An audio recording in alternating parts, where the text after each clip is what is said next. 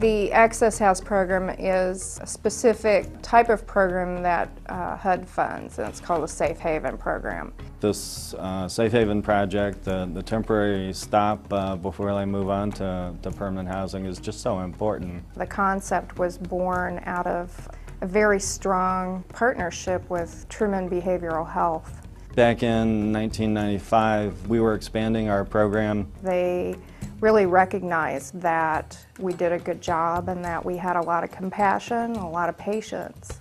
And it just seemed like a good match. The whole idea of the safe haven for the mentally ill was, I think, a godsend. The expertise of Access House is working with the population that no one else has been successful with. These are people who fall through the cracks of other services. On the whole, they, by the time they get to the streets, they've lost all of their social supports. Their family and their friends have given up on them. They're not in mental health services because they've either been kicked out or they've walked away because they didn't like the treatment they were getting.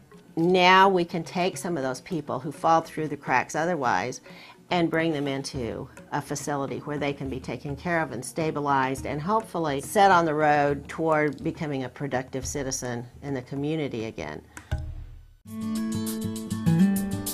It's just an interesting and unique program. It has a very unique approach. It's not a, mental hospital.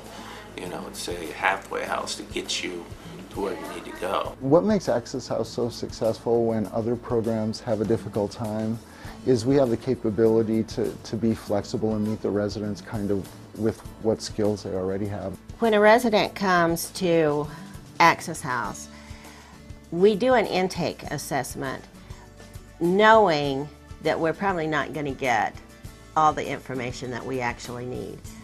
One of the primary symptoms of both homelessness and chronic mental illness is lack of trust. So this particular model was developed, and it's a low-demand model.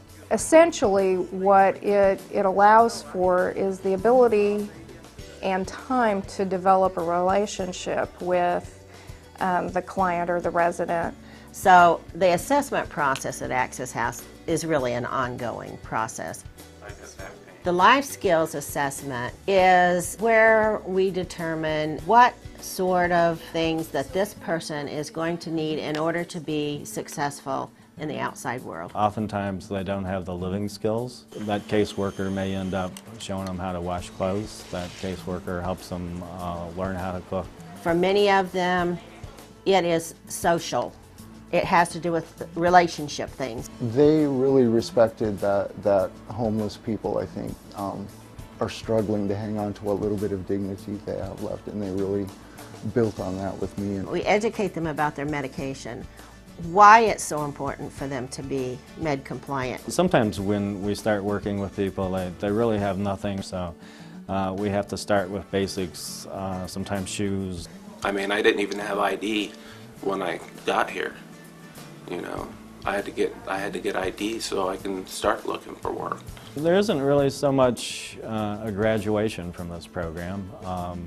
That it's not structured that way. The goal of the Salvation Army is to encourage people and to give them the strength and the ability to leave our facilities and to get back into the community and to be a productive member of the community.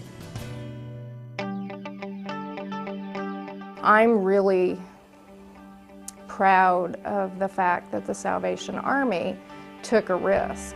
The Salvation Army became a very integral and active part of the community. My life would be a whole lot worse if I had not come to Access House. I wouldn't have a chance right now. I'd be out on the streets. Unmedicated, probably getting into fights with folks. In 6 months I've gone so far. It has given me opportunities that had never been given to me before. And I think it was a good example of how the Salvation Army can be a very good citizen in our community. And I think it's the perfect expression of our social services ministry.